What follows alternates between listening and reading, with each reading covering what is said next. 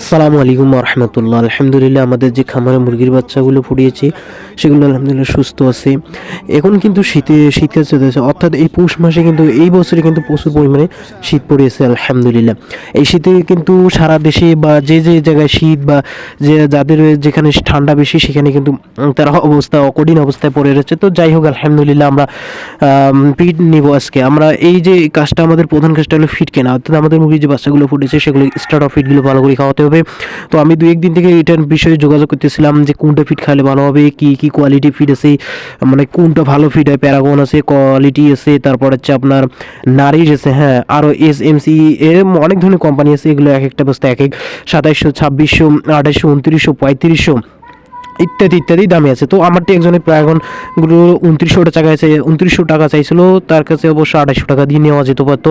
তো সমস্যা নেই, সেটা আমি দেখেছিলাম। তো দেখার পর আমি এক ভাই, আমাদের যে এলাকার বাজার আছে, স্থানীয় বাজার বুড়িমানি বাজার সেটাকে বলা হয়, সে বাজারে আমি আসি, তার সাথে যোগাযোগ করছিলাম। তারও যেহেতু ফিডে দরকার, সে বলছে ভাই আমি 40 কেজি 50 কেজি একটা বস্তা আনবো আমরা শেয়ারে।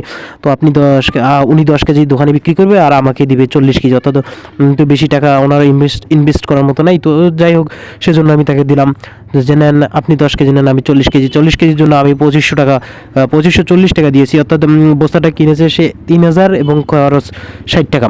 এটা ভাগ করে যেটা আমাদের 40 কেজি যেটা হয় এবং তার জন্য যেটা সেটা আমরা পেড করলাম। এখানে পেড করার পর আমরা ফিডগুলো ভালো করে নেবো। আর এগুলো কিন্তু খুব সুন্দর করে মুরগির বাচ্চাগুলো খাবে। আর এগুলো কিন্তু একটু এনার্জি বিস্কুটের মতন যে সেন্ট আছে, আপনারা অবশ্যই জানেন বাজারে যে এনার্জি বিস্কুটগুলো পাওয়া যায়, সেগুলোর মধ্যেও কিন্তু একটু ভালো একটা সুগন্ধি পাবেন।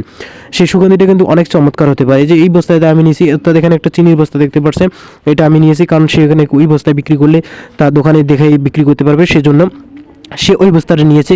আলহামদুলিল্লাহ আমি এই বস্তাটাতে নিয়ে আমি অটোয় নিয়ে আমি এখন বাড়ির দিকে রওনা দিয়েছি। এখন এই ফিডটা আমরা অবশ্যই ভালোভাবেই খাওয়াবো। আমাদের মুরগির ঘরে 24 ঘন্টায় লাইট থাকে, অর্থাৎ আমরা কয়েক ঘন্টা স্থগিত রাখি এবং সারা রাত এবং দিনে আমরা কিন্তু পর্যাপ্ত পরিমাণে খাবার এবং পানিটা সুন্দরভাবে দিতেছি। আপনারা অবশ্যই শীতকালে একটু গরমে বাচ্চাকে রাখবেন, তাহলে কিন্তু সমস্যা হবে না। আলহামদুলিল্লাহ এই যাবত পর্যন্ত আমাদের মুরগির যে বাচ্চাগুলো আছে সেগুলো কোনো প্রকার সমস্যা হয় নাই। তো আপনারা অবশ্যই মাশাআল্লাহ বলবেন এবং আমাদের জন্য দোয়া করবেন এবং আমাদের খামারের জন্য দোয়া করবেন। আসসালামু আলাইকুম ওয়া রাহমাতুল্লাহ।